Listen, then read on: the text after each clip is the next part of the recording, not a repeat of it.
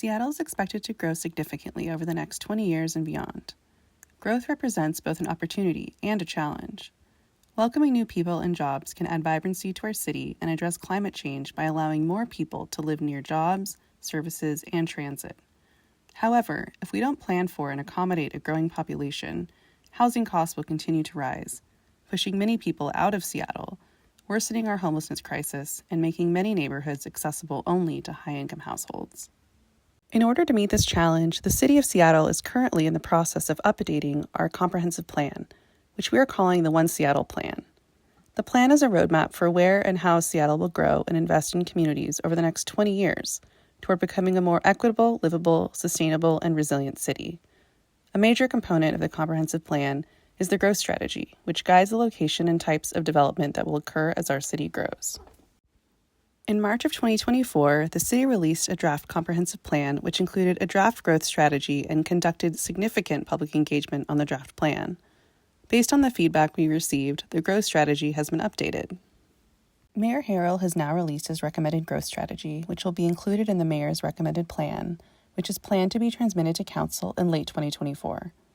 The updated growth strategy is important to understand because it was used to develop changes to zoning and development standards that regulate what can be built on lots throughout the city. The One Seattle Plan envisions a future where everyone in Seattle has housing that meets their needs.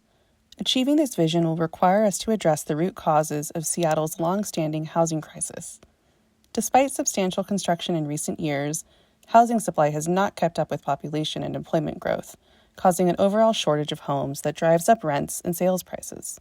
Increasing the supply and diversity of housing in neighborhoods throughout Seattle can allow more households to find stable housing and build roots in their communities, give families more options to grow, downsize, and meet their changing needs, reduce the ongoing displacement of existing residents, address our homelessness crisis, reduce the high cost of living that makes it difficult for local employers to attract and retain workers, and address the exclusivity of many neighborhoods and allow people to stay in their neighborhoods as their needs change. The growth strategy identifies 8 place types that describe the roles that different areas of Seattle should play and the type of residential, commercial, and industrial buildings that are appropriate in each. The location of these place types is shown on the growth strategy map. Growth in Seattle over the next 5 years will occur primarily in 5 key place types, which we describe in more detail.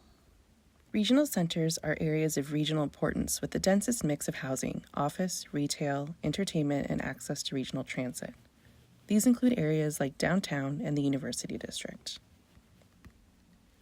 Urban centers are areas with an important citywide role with a dense mix of housing, jobs, shops, and services, as well as access to transit. These centers include places like Roosevelt, West Seattle Junction, or Columbia City. Neighborhood centers are new place types which would support a diverse mix of moderate density housing around a commercial core and/or access to frequent transit. The urban neighborhood place type is another new place type which would include areas that are appropriate for residential development that are located outside of centers. The majority of these areas would be zoned neighborhood residential, which would allow mix of attached and detached housing, including duplexes, triplexes, fourplexes, and small stacked flat buildings, with limited commercial activity, including corner stores. These areas could also have a mix of low to moderate density housing and commercial uses along arterials with access to frequent transit. Manufacturing and industrial centers represent areas of concentrated industrial, manufacturing, and maritime activity. We are not proposing to change the goals or boundaries of these areas as part of the One Seattle Plan update. The proposed location of each place type is shown on the updated growth strategy map.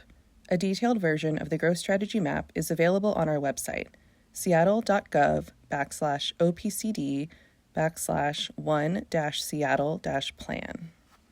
The proposed growth strategy would vary from the existing growth strategy in numerous ways.